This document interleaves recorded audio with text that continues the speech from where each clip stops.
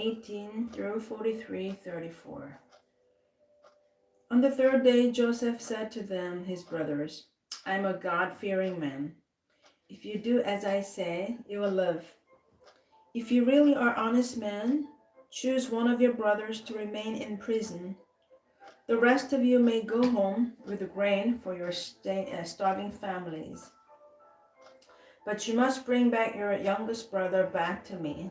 This will prove that you are telling the truth, and you will not die. To this they agreed. Speaking among themselves, they said, Clarify, we are being punished because of what we did to Joseph long ago. We saw his anguish when he pleaded for his life, but we wouldn't listen. That's why we're in this trouble. Didn't I tell you not to sin against the boy? Reuben asked. But you wouldn't listen, and now we have to answer for his blood. Of course, they didn't know what Joseph understood them, for he had been speaking to them through an interpreter. Now he turned away from them and began to weep. When he regained his composure, he spoke to them again. Then he chose Simon from among them and had him tied up right before their eyes.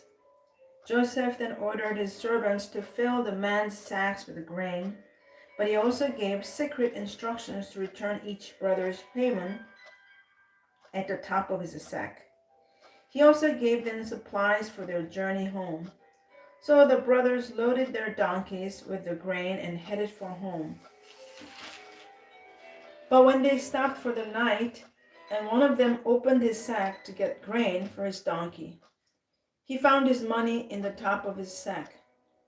Look, he exclaimed to his brothers, my money has been returned. It's here in my sack. Then their hearts sank. Trembling, they said to each other, what has God done to us?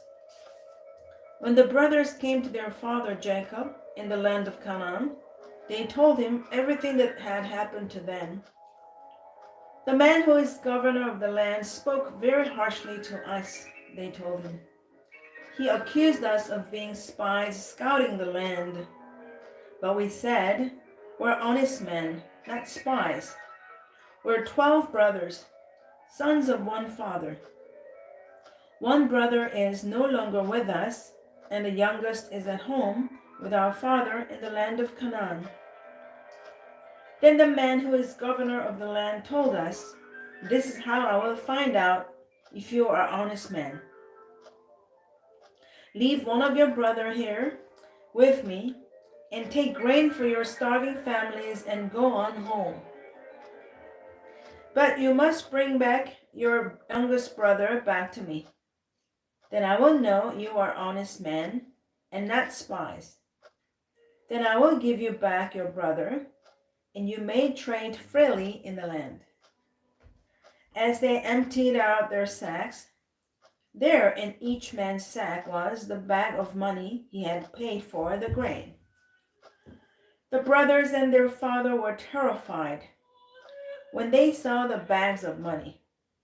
Jacob explained, you're robbing me of my children. Joseph is gone, Simon is gone, and now you want to take Benjamin too. Everything is going against me. Then Reuben said to his father, you may kill my 2 sons if I don't bring Benjamin back to you. I'll be responsible for him, and I promise to bring him back. But Jacob replied, my son will not go down with you. His brother Joseph is dead, and he is all I have left. If anything should happen to him on your journey, you would send this grieving, white-haired man to his grave. But the famine continued to ravage the land of Canaan. When the grain they had brought from Egypt was almost gone, Jacob said to his sons, go back and buy us a little more food. But Judah said, the man was serious when he warned us. You won't see my face again unless your brother is with you. If you send Benjamin with us, we'll go down and buy more food. But if you don't let Benjamin go, we won't go either. Remember, the man said, "You won't see my face again unless your brother is with you." "Why were you so cruel to me?" Jacob moaned. "Why did you tell him you had another brother?" "The man kept asking us questions about our family," they replied. "He asked, 'Is your father still alive? Do you have another brother?' So we answered his questions. How could we know he would say, 'Bring your brother down here'?" Judah said to his father, "Send the boy with me, and we will be on our way. Otherwise, we'll all die of starvation, and not only we, but you and our little ones. I personally guarantee his safety. You may hold me responsible if I don't bring him back to you. Then let me bear the blame forever. If we hadn't wasted all this time, we could have gone and returned twice by now." So their father Jacob finally said to them, "If it can't be avoided, then at least do this. Pack your bags with the best products of this land. Take them down to the men as gifts: balm, honey, gum, aromatic raisin, pistachio nuts, and almonds. Also take double the money that was put back in your sacks, as it was probably someone's mistake. Then take your brother and go back to the man. May God Almighty give you mercy as you go before the man, so that he will release Simeon and let Benjamin return. But if I must lose my children, so be it." So the man packed Jacob's gifts and doubled the money and headed off with Benjamin. They finally arrived in Egypt and presented themselves to Joseph. When Joseph saw Benjamin with them, he said to the manager of his household, "These men will eat with me this noon. Take them inside the palace. Then go slaughter an animal and prepare a big feast." So the man did as Joseph told him and took them into Joseph's palace. The brothers were terrified when they saw that they were being taken into Joseph's house. "It's because of the money someone put in our sacks last time we were here," they said. "He plans to pretend that we stole it. Then he will seize us, make us slaves, and take our donkeys." Brothers approached the manager of Joseph's household and spoke to him at the entrance to the palace. "Sir," they said, "we came to Egypt once before to buy food. But as we were returning home, we stopped for the night and opened our sacks. Then we discovered that each man's money, the exact amount paid, was in the top of his sack. Here it is. We have brought it back with us. We also have additioned money to buy more food. We have no idea who put our money in our sacks." "Relax, don't be afraid," the household manager told them. "Your God, the God of your father, must have put this treasure into your sacks. I know I received your payment." Then he released Simeon and brought him out to them. The manager then led the man into Joseph's palace. He gave them water to wash their feet and provided food for their donkeys. They were told they would be eating there, so they prepared their gifts for Joseph's arrival at noon. When Joseph came home, they gave him the gifts they had brought them, then bowed low to the ground before him. After greeting them, he asked, "How's your father, the old man you spoke about? Is he still alive?" "Yes," they replied. "Our father, your servant, is alive and well." And they bowed low again. Then Joseph looked at his brother Benjamin, the son of his own mother. "Is this your youngest brother, the one you told me about?" Joseph asked. May God be gracious to you, my son." Then Joseph hurried from the room because he was overcome with emotion for his brother. He went into his private room, where he broke down and wept. After washing his face, he came back out, keeping himself under control. Then he ordered, "Bring out the food." The waiters served Joseph at his own table, and his brothers were served at a separate table. The Egyptians who ate with Joseph sat at their own table, because Egyptians despised Hebrews and refused to eat with them. Joseph told each of his brothers where to sit, and to their amazement, he seated them according to age, from oldest to youngest. And Joseph filled their plates with food from his own table, giving Benjamin 5 times as much as he gave the others. So they feasted and drank freely with him. Now Matthew 13:47 through 14:12. Again, the kingdom of heaven is like a fishing net that was thrown into the water and caught fish of every kind. When the net was full, they dragged it up onto the shore, sat down, and sorted the good fish into crates, but threw the bad ones away. That is the way it will be at the end of the world. The angels will come and separate the wicked people from the righteous, throwing the wicked into the fiery furnace, where there will be a weeping and gnashing of teeth. Do you understand all these things? Yes, they said, we do. Then he added, every teacher of religious law who becomes a disciple in the kingdom of heaven is like a homeowner who brings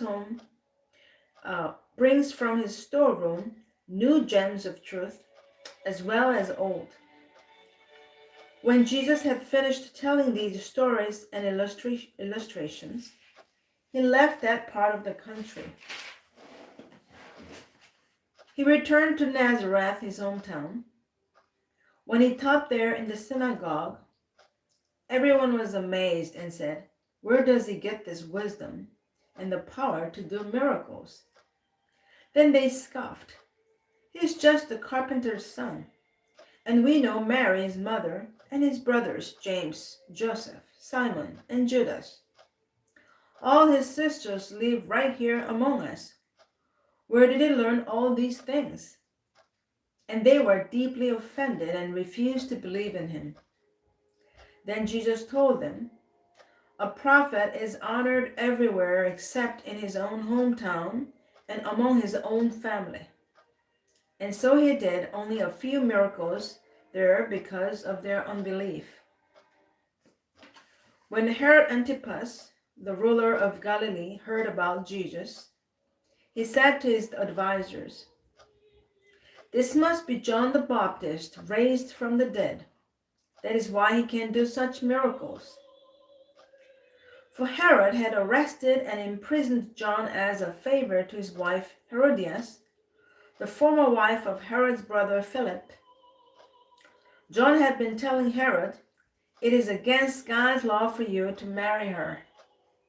Herod wanted to kill John, but he was afraid of a riot, because all the people believed John was a prophet. But at a birthday party for Herod, Herodias' daughter performed a dance that greatly pleased him. So he promised with a vow to give her anything she wanted. "I want the head of John the Baptist," on a tray. Then the king regretted what he had said, but because of the vow he had made in front of his guests, he issued the necessary orders. So John was beheaded in the prison and given to the girl, who took it to her mother. Later, John's disciples came for his body and buried it. Then they went and told Jesus what had happened. Now Psalm 18:16 through 36.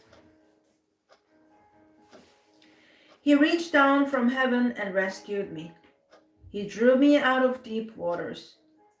He rescued me from my powerful enemies, from those who hated me and were too strong for me. They attacked me at a moment when I was in distress, but the Lord supported me. He led me to a place of safety. He rescued me because He delights in me. The Lord rewarded me for doing right. He restored me because of my innocence. For I have kept the ways of the Lord. I have not turned from my God to follow evil. I have followed all His regulations. I have never abandoned His decrees. I am blameless before God. I have kept myself from sin. The Lord rewarded me for doing right. He has seen my innocence. To the faithful you show yourself faithful. To those with integrity you show integrity. To the pure you show yourself pure. But to the crooked you show yourself shrewd. You rescue the humble, but you humiliate the proud. You light a lamp for me. The Lord my God lights up my darkness. In your strength, I can crush an army. With my God, I can scale any wall. God's way is perfect. All the Lord's promises prove true. He is a shield for all who look to Him for protection. For who is God except the Lord? Who but our God is a solid rock? God arms me with strength, and He makes my way perfect. He makes me as sure-footed as a deer, enabling me to stand on mountain heights. He trains my hands for battle. He strengthens my arm to draw a bronze bow. You have given me your shield of victory. Your right hand supports me. Your help has made me great. You have made a wide path for my feet, to keep them from slipping. Now Proverbs 4:7-10. Getting wisdom is the wisest thing you can do. And whatever else you do, develop good judgment. If you prize wisdom, she will make you great. Embrace her, and she will honor you. She will place a lovely wreath on your head. She will present you with a beautiful crown. My child, listen to me and do as I say, and you will have a long, good life. Amen. End of today's Bible reading. Have a great day. See you tomorrow. What a beautiful music.